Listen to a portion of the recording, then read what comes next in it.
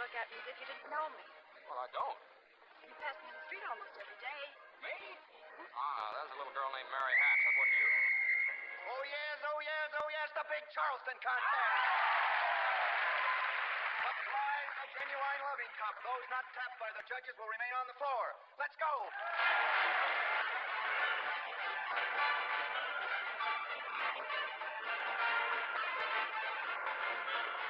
I'm not very good at this. Neither am I. Hey, what can we lose?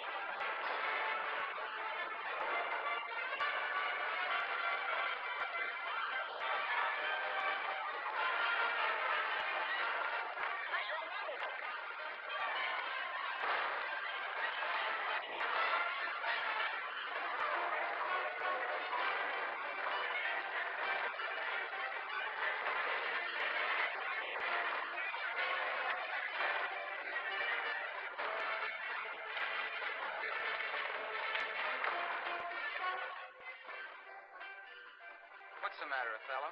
Jealous? Did you know there's a swimming pool under this floor? And did you know that button behind you causes this floor to open up? And did you further know that George Bailey is dancing right over that crack? I've got the key.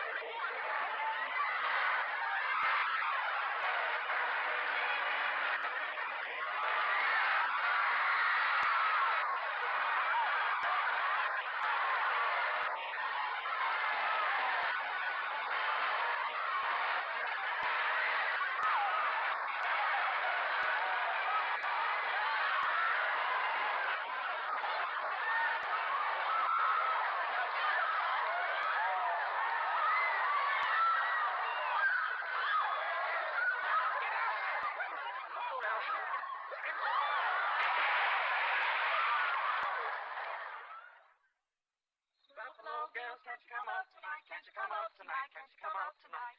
Buffalo girls, can't you come out tonight? And dance by the light of dawn. Oh, hot dog. Just like an organ. Beautiful. I told Harry I thought I'd be bored to death. You should have seen the commotion in that locker room. I had to knock down 3 people to get this stuff we're wearing here. Let me hold that old wet dress of yours. Do I look as funny as you do? I guess I'm not quite the football type. You look wonderful. You know, if it wasn't me talking, I'd say you were the prettiest girl in town. Well, why don't you say it? I don't know. Maybe I will say it. How old are you anyway? 18. 18? Well, it was only last year you were 17. Too young or too old? Oh, no. Just right. Your age fits you. Sorry. You look a little older without your clothes on. I mean, without a dress. You look older. I mean, younger. You look... You just... Oh, one right here. Sir, by train, please. A pox upon me for a clumsy lout. Your caboose, milady. You may kiss my hand.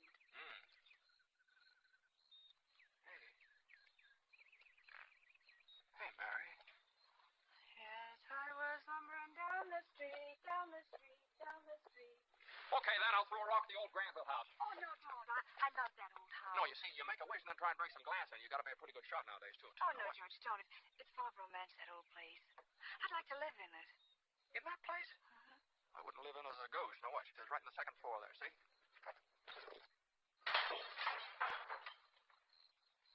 What'd you wish, George? Well, not just one wish, a whole hatful. Mary, I know what I'm going to do tomorrow and the next day and next year and a year after that. I'm shaking the dust of this crummy little town off my feet, and I'm going to see the world. Italy, Greece, the Parthenon, the Colosseum. Then I'm coming back here and go to college to see what they know, and then I'm going to build things.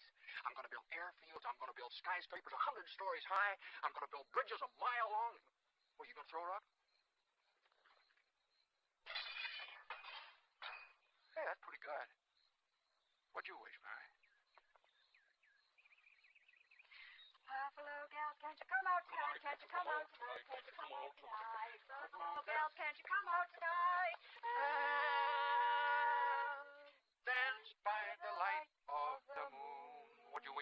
that wrong? Oh, no. Come on, tell me. If I don't, it might not come true. What is it you want, Mary? What do you want? You want the moon?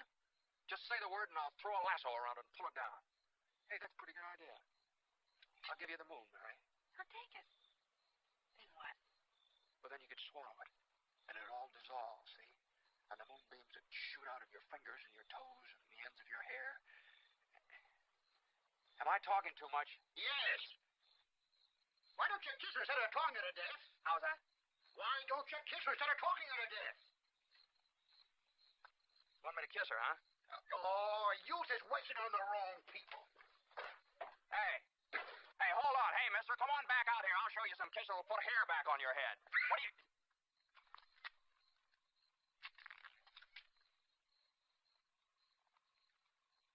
Mary?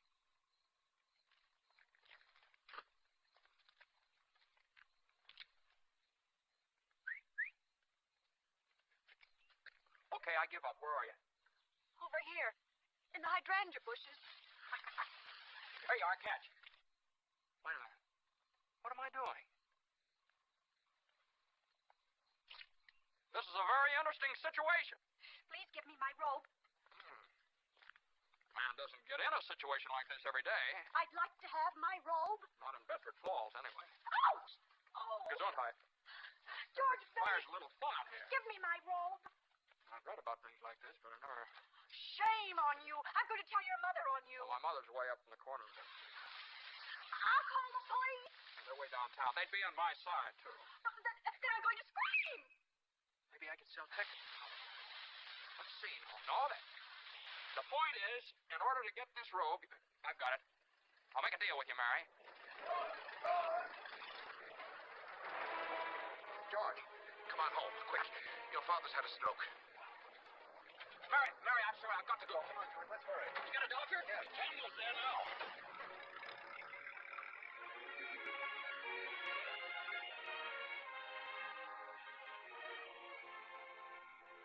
I think that's all we'll need you for, George. I know you're anxious to make a train. I have a taxi waiting downstairs. I want the board to know that George gave up his trip to Europe to help straighten things out here these past few months. Good luck to you at school, George. Now we come to the real purpose of this meeting, to appoint a successor to our dear friend, Peter Bailey. Mr. Chairman, I'd like to get to my real purpose. Wait just a minute now. Wait for what? I claim this institution is not necessary to this town. Therefore, Mr. Chairman, I make a motion to dissolve this institution and turn its assets and liabilities over to the receiver. Bloody, you dirty kid. I'll read this next time. George, did you hear what that was? It's too soon after Peter Bailey's death to talk about chloroforming the building alone. Bailey died 3 months ago. I second Mr. Potter's motion. Very well. In that case, I'll ask the two executive officers to withdraw. But before you go, I'm sure the whole board wishes to express its deep sorrow at the passing of Peter Bailey. Thank you. It was his faith and devotion that are responsible for this organization. I'll go further than that. I'll say that to the public, Peter Bailey was the building and loan. Oh, that's fine, Potter, coming from you, considering that you probably drove him to his grave. Peter Bailey was not a businessman. That's what killed him. Oh, I don't mean any disrespect to him, God rest his soul. He was a man of high ideals, so-called. But ideals without common sense can ruin this town. Now, you take this loan here, that Ernie Bishop. You know, that fellow that sits around all day on his brains in his taxi, you know. I happen to know the bank turned down this loan. But he comes here, and we're building him a house worth $5,000. Why? Well, I handled that, Mr. Potter. You have all the papers there, his salary, insurance. I can personally vouch for his character. Friends of yours. Yes, sir. You see, if you shoot pool with some employee here, you can come and borrow money. What does that get us? A discontented, lazy rabble instead of a thrifty working class. And all because a few starry-eyed dreamers like Peter Bailey stir 'em up and fill their head with a lot of impossible ideas. Now, I say... Just a minute. Now, hold on, Mr. Just a minute. Now, you were right when you say my father was no businessman. I know that. Why he ever started this cheap penny-ante building alone, I'll never know. But neither you nor anybody else can say anything against his character because his whole life was... Why, in the 25 years since he and Uncle Billy started this thing, he never once thought of himself. Isn't that right, Uncle Billy? He didn't save enough money to send Harry to school, let alone me. But he did help a few people get out of your slums, Mr. Potter. And what's wrong with that? Why, you're all businessmen here. Doesn't it make them better citizens? Doesn't it make them better customers? You said that... What'd you say just a minute ago? They had to wait and save their money before they even thought of a decent home? Wait for what? until their children grow up and leave them, until they're so old and broken down that you know how long it takes a working man to save $5,000? Just remember this, Mr. Potter, that this rabble you're talking about, they do most of the working and paying and living and dying in this community. Well, is it too much to have them work and pay and live and die in a couple of decent rooms and a bath? Anyway, my father didn't think so. People were human beings to him, but to you, a warped, frustrated old man, they're cattle. Well, in my book, he died a much richer man than you'll ever be. I'm not interested in your book. I'm talking about the building and lawn. I know very well what you're talking about. You're talking about something you can't get your fingers on, and it's gone on you. That's what you're talking about. I know. Well, I've said too much. You're the board here. You do what you want with this thing. There's just one thing more, though. This town needs this measly one-horse institution, if only to have some place where people can come without crawling to Potter. Come on.